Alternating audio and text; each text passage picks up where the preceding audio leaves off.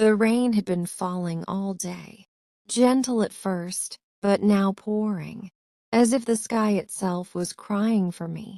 I sat by the window, watching drops race each other down the glass, each one disappearing, just like you did. Your sweater was still on the chair across the room.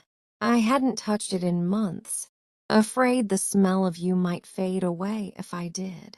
But even now, I could swear if I closed my eyes, I could still feel the warmth of your arms around me. They say time heals everything, but they never told me time can also preserve the pain. It was autumn when I first saw you. The air was crisp, the leaves were dancing in the wind, and the world felt like a painting. You were sitting on a park bench, a book in your hands, the afternoon sun kissing your hair. I didn't know it then, but in that moment, my life quietly shifted. I sat beside you, pretending to be lost in my phone, but secretly stealing glances. You caught me. You smiled, the kind of smile that could turn a stranger into a home. We spoke about the book you were reading, about coffee, about how much you hated the cold but loved autumn colors. It was simple. It was ordinary. But sometimes, love begins in the most ordinary of moments. We began meeting more often, sometimes in that same park, sometimes in the little cafe down the street, where you always ordered hot chocolate instead of coffee. You laughed when I teased you for it, saying coffee was too serious for you. Weeks passed. Our hands touched for the first time, while reaching for the same book at the library. That small spark felt like it could set the whole world on fire.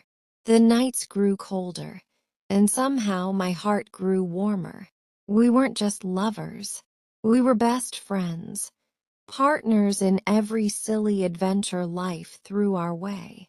We'd stay up until 3 a.m., talking about dreams and fears. You told me you wanted to travel the world, Paris, Rome, Tokyo, but also that your favorite place would always be anywhere you could watch the sunset. And I promised I would be there for every sunset. It started small, missed calls, delayed replies, shorter conversations. At first, I thought you were just busy, but then you started avoiding eye contact when we met. The warmth in your smiles felt like it was slipping away. One evening I asked, "Are you okay?" You nodded, said you were just tired.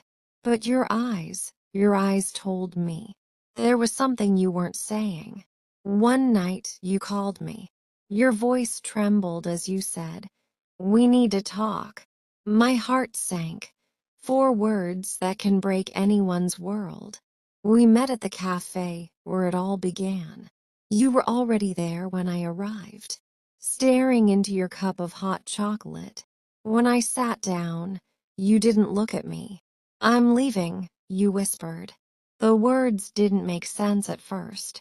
"Leaving for where?" I asked, forcing a smile. You hesitated. "Far, far enough that I can't come back." I laughed nervously, thinking you were joking. But then I saw the tears in your eyes. You weren't joking. You told me you'd been accepted for a job overseas. It was your dream, a chance to finally see the world. But it also meant leaving behind everything here, including me. I tried to be supportive. I told you I was proud, but inside, something was tearing apart. I wanted to say, "Don't go, stay with me." But love isn't about cages, and I loved you enough to let you go. We spent your last day together, doing all the things we loved. We walked through the park, the autumn leaves crunching beneath our feet. We sat on our bench, the one where we first met. The sun began to set, painting the sky in gold and crimson. You rested your head on my shoulder, and I tried to memorize every detail: the way your hair smelled, the sound of your breathing, the way your fingers gently held mine. When it was time to go, you hugged me, not quickly, not politely, but tightly, as if you were trying to hold the entire world in your arms one last time. "I'll write to you," you said. I smiled. I knew you wouldn't. Not because you didn't care, but because sometimes goodbye has to be complete, to be real. The first week after you left, I checked my phone every hour, every vibration, every notification. I hoped it was you. It never was.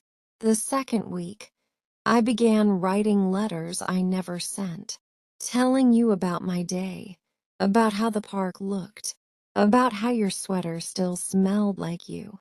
By the third month, I stopped expecting your name to appear on my screen. 1 year later, I went back to the park. The bench was still there. The leaves were falling again, just like the day we met.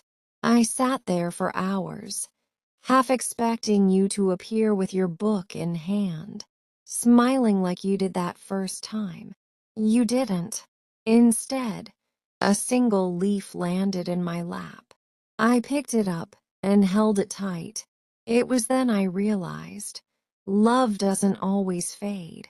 Sometimes it stays, not as something you live with every day, but as something you carry inside you, quietly, like a scar only you can feel. And now here I am. The rain is still falling.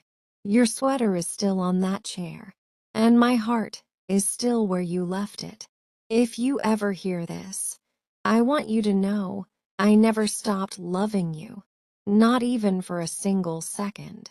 And maybe I never will.